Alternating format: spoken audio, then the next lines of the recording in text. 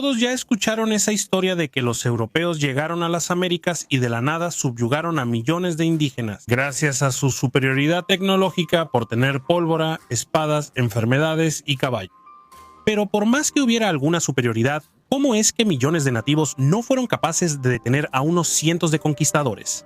¿Cómo lograron los conquistadores conquistar el interior enfrentándose a animales exóticos, con flechas venenosas y total conocimiento del terreno por los nativos?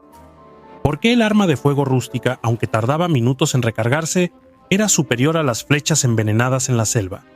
En el video de hoy vamos a desmontar el mito del conquistador superpoderoso y revelar las alianzas, contradicciones e intereses indígenas que pueden ayudar a explicar cómo tan pocos europeos conquistaron el continente americano. Al analizar la conquista de América por Portugal y España, se nos presenta de inmediato una realidad cruel. Cientos de europeos desembarcando en tierras ajenas y esclavizando y aprisionando a los nativos, gracias a su poder militar y las enfermedades que portaban. Esa idea surge a menudo por la terrible experiencia de Cristóbal Colón con los taínos del Caribe y a los relatos de padres españoles que provocaron reprimendas de la corona. Pero si los europeos lograron conquistar el territorio continental americano, fue gracias a una gran cantidad de alianzas hechas por los conquistadores con los nativos. A pesar de que solemos referirnos a los indígenas como una masa uniforme, en las Américas había una lucha constante entre varias tribus. Algunos aspectos poco comentados incluyen no solo las guerras constantes entre nativos, sino también la amplia práctica de la esclavitud indígena. Cuando Cristóbal Colón llegó al Caribe en su primer viaje, ya describió esa realidad entre los pueblos taínos. De acuerdo con el navegante, muchos de los hombres que vi ya tenían cicatrices en sus cuerpos, y cuando les hacía señas para descubrir cómo sucedió eso. Ellos indicaban que personas de otras islas vecinas llegaban para capturarlos y que se defendían de la mejor manera posible.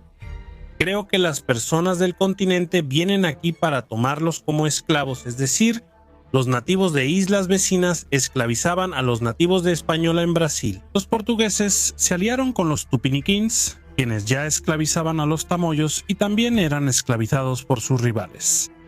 El fuerte Coligny en la Francia antártica fue construido con mano de obra tupiniquín esclavizada por los tamoyos. En México, Hernán Cortés fue obsequiado con una indígena esclavizada por otros indígenas, llamada Malinche. Esa esclava, luego doña Marina, ayudó a los españoles en la conquista como traductora. Los incas en Perú, como sus antecesores, no usaban la esclavitud, sino un impuesto en trabajo llamado mita, que los españoles conservaron tras la conquista de Francisco Pizarro. Así, ante esa realidad, una de las principales formas que usaban los europeos para acercarse a alguna tribu era precisamente ofrecer apoyo militar y logístico, en general presentando la nueva arma de guerra que pudiera ayudar a esa tribu a luchar contra sus enemigos. Los españoles supieron aprovecharse bien de eso. En la conquista de México, Hernán Cortés lideró un pequeño ejército de españoles, pero que iba acompañado de un numeroso ejército de indígenas, texcocanos, tlaxcaltecas y totonacas que eran enemigos de los aztecas, y algunos de ellos tenían que pagar tributo a los aztecas, enviando personas como prisioneros para ser sacrificadas en sus rituales. Y fue gracias a ese numeroso ejército indígena reunido por Cortés que los españoles pudieron apoderarse de Tenochtitlán. Los portugueses en Brasil se aliaron con los tupiniquins contra los tamboyos en Sao Paulo y con los tabajaras contra los cariris en Pernambuco.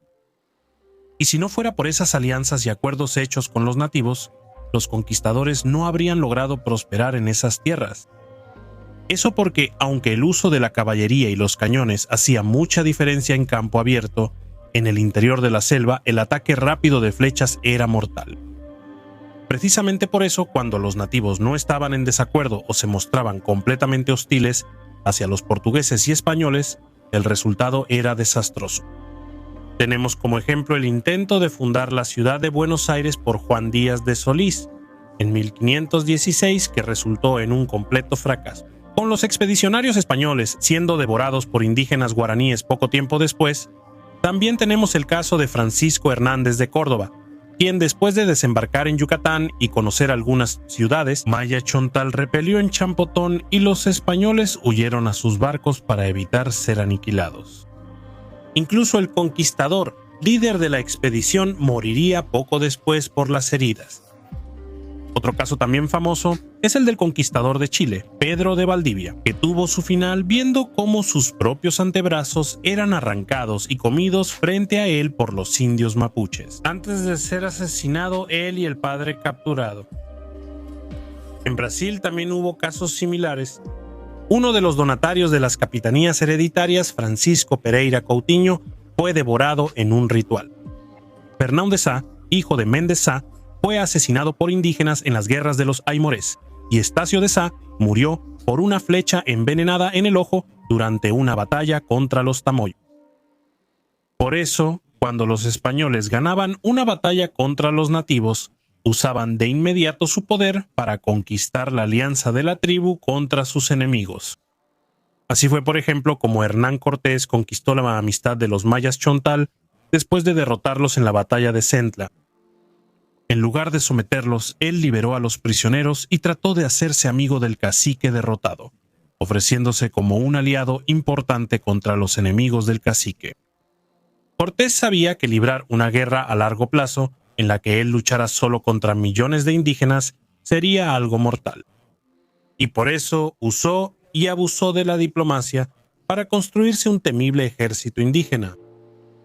Pero si es un error pensar que los indígenas estaban unidos, también lo es pensar que todos los europeos siempre estaban de acuerdo.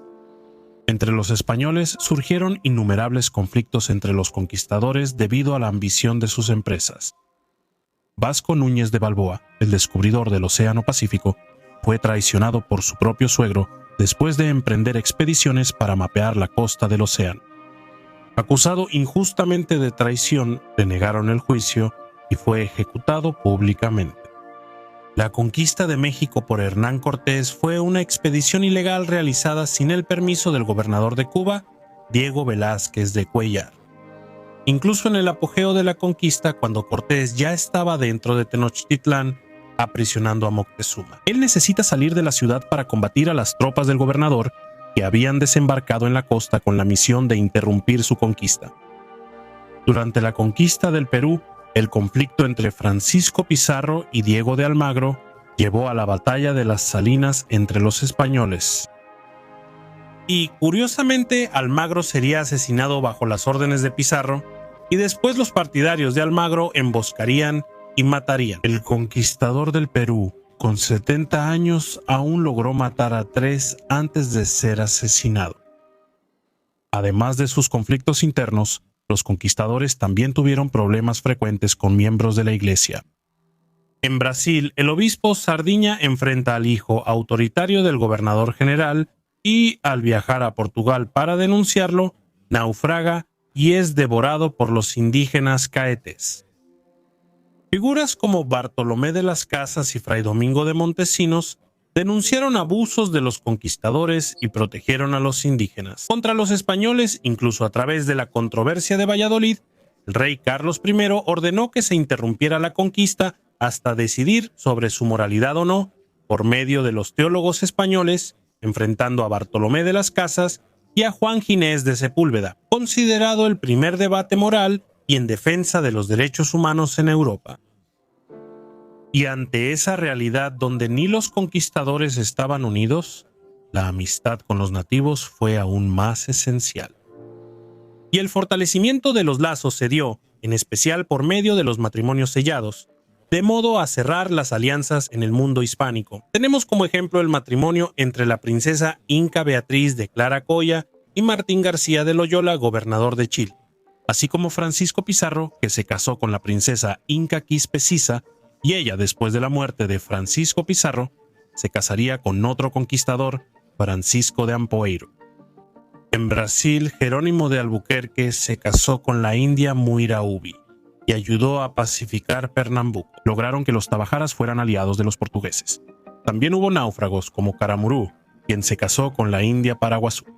El rey Fernando de Aragón promovió el matrimonio interracial con la Real Cédula de 1514. Por medio de ese documento, no solo el matrimonio se volvió más frecuente, sino que también las viudas no quedaban desamparadas en caso de la muerte del esposo. Si el conquistador vivía con la india sin casarse, aunque tuviera hijos con ella, al morir él, ella no heredaría nada si no estaban casados. Y para asegurarse de que eso no ocurriera, algunos conquistadores llegaron a casar a sus concubinas con otros hombres, solo para que ellas pudieran heredar tierras y títulos. Ese fue el caso de Malinche, traductora y figura clave en la conquista de México. Después de vivir años con Hernán Cortés, ella tuvo su matrimonio arreglado con Juan Jaramillo de Andrade, y de esa manera pudo garantizar propiedad y estatus social.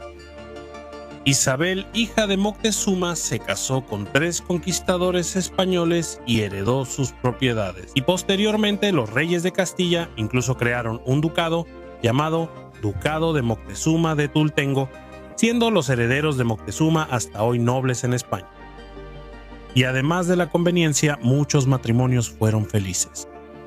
Tenemos el caso del conquistador Alonso Horreda, que primero se asentó en el territorio de la actual Venezuela y se casó con la india rebautizada como Isabel, con quien tuvo 3 hijos.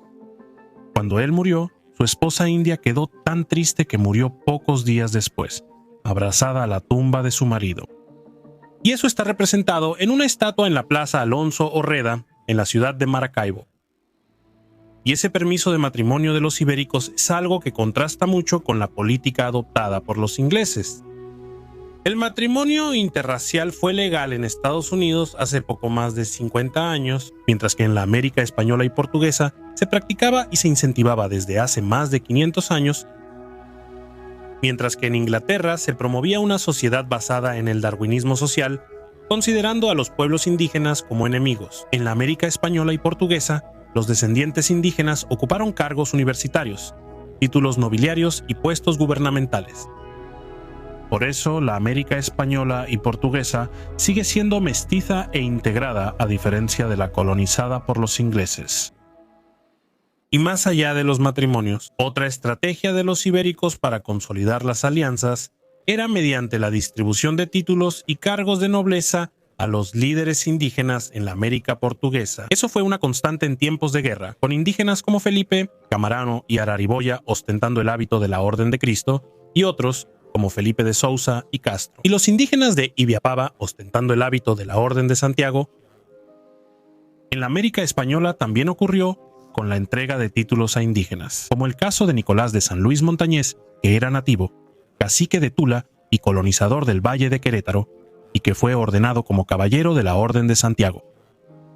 Y otro ejemplo es Andrés de Tapia Montelchil, nombrado por Cortés como gobernante de Tenochtitlán y que murió en batalla al lado de los españoles intentando conquistar a los xichimecas. Ya don Marcos Tincuatopa, que era de la nobleza inca, fue marqués de Oropesa y cacique de Coquepat. Así, lo que podemos observar es que la conquista de América está llena de contradicciones, alianzas e intereses diversos.